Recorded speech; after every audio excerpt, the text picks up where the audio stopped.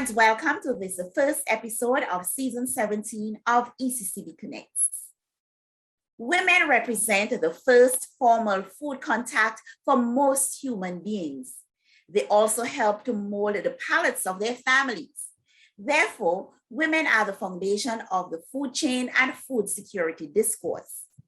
We discuss this important issue when we come back. The Eastern Caribbean Central Bank is rolling out Dcash, the next step in the evolution of the EC dollar. Use Dcash to send and receive money to and from friends and family. Make payments directly from your smart device. Make payments from wherever you are.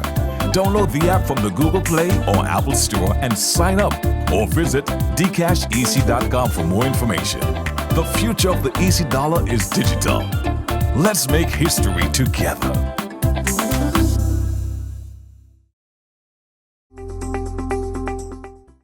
Thanks for staying connected with us.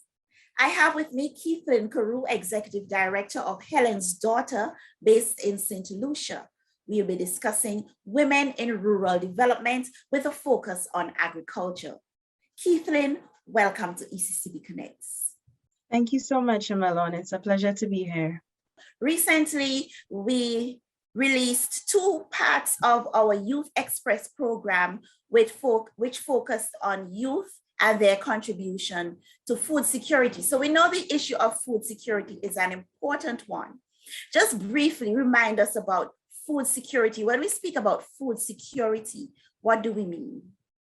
I'm happy you opened with that question, because food security, we throw around the term and a lot of us don't understand really what the meaning is. And essentially, it's the measure of the availability of food, and not only the measure, but people's access to healthy and nutritious foods. So you could be in an urban area and be around KFCs and Burger Kings and whatnot, but you could still be a food desert because of obviously the quality of the food that's available around you. Keithlin, at the ECCB's recent growth forum, you shared something which I found was really powerful. You said women represent the first formal food contact for most human beings. The vast majority of babies are nourished via breast milk. Furthermore, women generally mold the palates of most families, doing cooking, introducing children to new foods, and passing down recipes and food preparation techniques to their children and close relatives. Therefore, women represent the foundation of the food chain and the food security discourse. Take us through this, Keithlin. The reason I said this is because women tend to be invisible in the agricultural food systems discourse and just in the reality of agricultural food systems. Obviously, women are half of the population. They face a number of obstacles and barriers in really entering the markets, the agricultural markets, as a formal agricultural entrepreneur. And the reason I sort of tacked on that is for us as societies to understand the importance of women in agriculture. It's not only about women nourishing their babies and most of the population through breast milk and so on, but we talk about, for example, in the Caribbean, the high level of non-communicable diseases that we have, which are linked most of the time to the lifestyle and the diets that we choose. And obviously, we need to, again, educate our women and the persons that are in charge of food preparation in households and so on, and on the types of foods and meals that they create and the types of foods that they introduce into their households. Aside from that, when you speak on small-scale agriculture actually has the ability to reduce malnutrition and also food insecurity 2 to 4 times more than large-scale agriculture. Again, tapping onto the question of food security and accessibility of nutritious and healthy foods. Women oftentimes tend to be the ones that are doing backyard gardening, oftentimes are the ones that are labeled as hucksters and vendors and so on. But those initiatives and those enterprises that they have tend to feed a significant percentage of the population, if you will. So these are one of the reasons why I try to tap on and really pull people in emotionally to why women are integral to the foundation of agriculture and why they should kept on being included in that discourse. So Keithlin, women really perform a key function with respect to food and the nutrition and the availability of food. And there's a direct link to the economy, because in our region, we know that agriculture plays a significant part in terms of economic development and contribution to GDP. So women are really playing a critical role here. Now, your company, Helen's Daughter, you have been providing support to women in agriculture. Just take us through a bit of what you have been doing over the years. So Helens Daughters, it's a nonprofit organization, essentially based in St. Lucia, but we will be expanding further into the OECS. And we focus on the economic empowerment of rural women, particularly those that specialize and focus in agriculture. And we focus really on 3 strategic pillars. The first of all is advocacy, not only for women in agriculture, but for the importance of agriculture. Obviously, globally, but I think more so in lesser developed countries, there's this perception of agriculture being backbreaking work in the hot sun, muddy boots, and so on, which is why we have such aging populations globally in terms of farmers. There is definitely a change coming in certain regions, such as Africa, where you find a lot of people going into agricultural entrepreneurship and so on. But I think in the Caribbean, because of our colonial past as well, and just the overall perceptions, we still have, and there's this psyche, a negative perception of farming in general. And there's not many persons that are pushing their children, their grandchildren into the sector. When it comes to women in agriculture, again, they face a number of obstacles because women tend to form part of the informal sector, which is a larger part, but obviously because they focus on the informal sector, they don't tend to be certified farmers or registered as men farmers. So they lack a lot of training opportunities, financial opportunities, and they lack the expertise to get to larger markets as well. The second pillar that we focus on is obviously providing training in agriculture. I will speak for St. Lucia, but I think that agricultural training and education is quite lacking and is underinvested in. So what we have done is created a flagship program called the Rural Women's Academy that we do once a year. It's an 8 to 12 week program that focuses on 2 major thematic areas. The first of which is sustainable agriculture, and that can be anything from post-harvest management, climate resilience, food safety, and the second part of that is agribusiness development. So that would include agri-business development, it can include nutritional marketing, customer service, and so on. And the reason we tack the 2 of these in, aside from just focusing on production and so on, is because we've noticed that in the past, everyone in agriculture teaches our farmers on produce, and how to produce.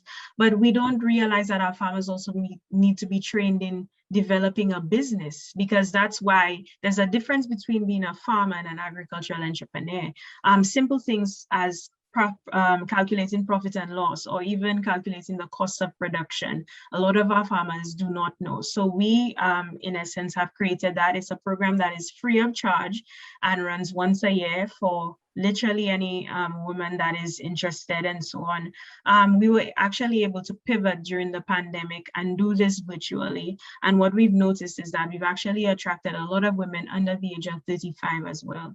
And thankfully this year, in partnership with the University of the West Indies, we'll be introducing this training program also to St. Kitts and Nevis and St. Vincent and the Grenadines, starting in mid-October. And finally, the most important part of that is the market linkages and creating sustainable incomes. What we found is that while we've advocated for the importance of agriculture and women in agriculture, we've sort of tried to create an enabling environment with our training programs. And the final piece is putting money in people's pockets. So a lot of our farmers and so on have gone through the training program, and we've been able to create linkages with restaurants, hotels, definitely the supermarket chain on island, so that you see some incomes that perhaps were maybe 600 to 800 ECD a month and so on have tripled, and you see women by actually gaining more sustainable incomes, which are $2,000 to $3,000, which is very significant because we have a wide demographic of our women that we train who are single mothers, who do not necessarily have like a high school education and so on. So these that difference in income really makes a change in the household and obviously an effect in society. And with the importance of women in agriculture, that important role, I must really commend you on the work that you're doing, and especially for taking women from being just simple farmers to agricultural entrepreneurs. What they're doing, make it into a business. You touched on some of the challenges with women in agriculture. How do you see what can be done to bridge these gaps?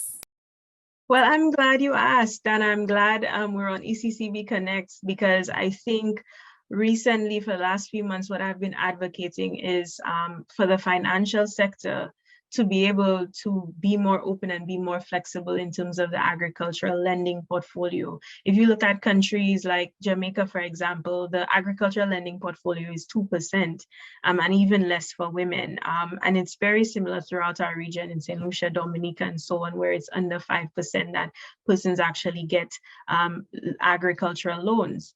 All obviously, the finance sector is quite traditional, very risk averse and collateral based, and that's the problem here in the Caribbean, is that land titling and ownership is a huge problem, and getting collateral obviously for a young person or a woman farmer is very difficult, particularly when majority of our farmers are working on family land and so on, which, as you know, it's very difficult to title and can obviously lead to quite a bit of conflicts as well. So what we're trying to explore as well are non-traditional finance mechanisms. In St. Lucia, for example, the St. Lucia Development Bank, there is a project with the World Bank that provides 80% of the collateral for farmers that are interested in climate adaptive financing for their farms. So that is definitely a small leap, but I'm hoping that more the financial sector can start to mirror and realize how important it is for financial inclusion for those persons. And I think obviously the next barrier, and that's not only for women, but also for the youth entering agriculture, is lack of land. There is access to land, but the titling and ownership, again, it's a problem. So I think we really need to introduce more pro-poor agro parks and land banks in our regions, and ones that are, I would say, managed efficiently and appropriately, which has been a problem in the past. And I think really with the access to finance and access to land, it will make a huge difference, not only in women's lives in agriculture, but also in youth. Keithlin, the challenges are real. The opportunities are also there. And we know women are strong and they are pushers, but there are some who might still be a little timid. What do you have to say to women who might be thinking of making agriculture a livelihood, a business? I'm glad you asked that question. I think the first thing is that if you really believe in this business, take the leap. Obviously, as with any career, there are risks that you need to obviously look at, but agriculture is also a very lucrative career. It's just the manner of the way you look at it, and also that you need to be adaptive, you need to be constantly changing and attuned with the times, especially in terms of newer agricultural techniques and so on. Yes, there are starting costs that are required, but it may not be as major as you think. And there are partners within the Caribbean region that are willing to help as well, including our organization. I would just say, don't let the perception of what a farmer looks like or seems to be affect your final choice. If you think that you can do it, I think honestly that agriculturists are probably some of the most important professions that we have in this world, particularly if you notice in the pandemic with the disruptions in the food system and trade and so on. Definitely farmers and agricultural entrepreneurs, their importance came to the forefront during this pandemic. So take the leap. Thank you very much for speaking with us. Thank you very much for the work you have been doing to support women in agriculture and to empower women. Thank you so much, Helen, for the invitation and the opportunity to share. And now for this week's financial tip. Devise and implement a personal investment program for yourself that can help you attain your financial goals and secure your economic well-being now and in the future. Here's where we end this week's episode of ECCB Connects.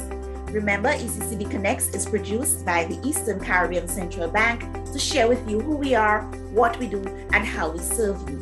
We invite you to join us again next week for another program.